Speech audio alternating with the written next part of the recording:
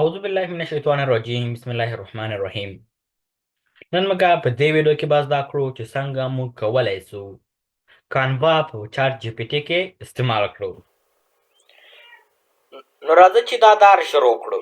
نو وګورئ دغه ځای کې که چېرې تاسو غواړئ په چاټ جي پي ټي کې کانوا استعمال کړئ نو تاسې اول دا باید اډ کړئ.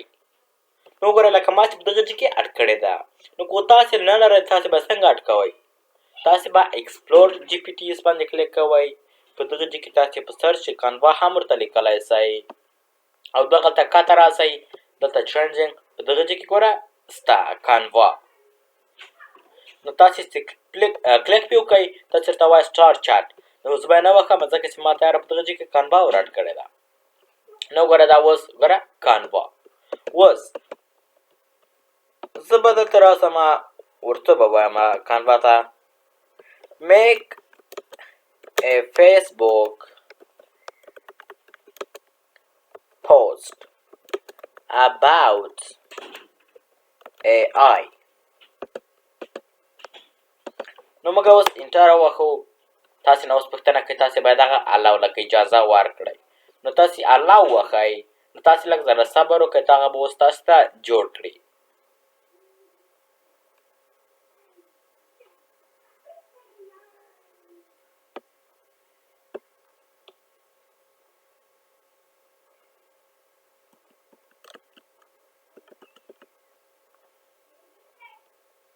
نو تاسې وګورئ دلته ګوره موږ ته ډسکور د فیوچر اف artificial intelligence یعنې AI. نو موږ ته دغه ګوره جوړ کړو.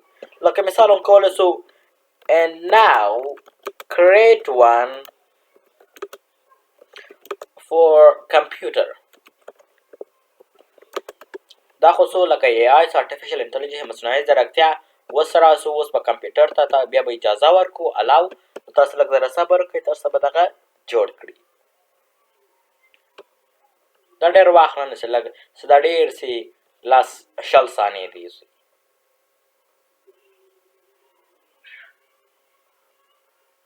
کاته راسو ګوره څو دانې موږ ته جوړ کړو. موږ ګوره یو پوښتنه درنه کړې وه موږ ته څو ګوره سټیپ بای سټیپ هاو ټو فورمټ یو. کاته راسو دوم دوه دانې ګوره موږ ته جوړ کړه. څوک یې ووایه ریډیبل. ډېره مننه دا و د نن ورځې درس.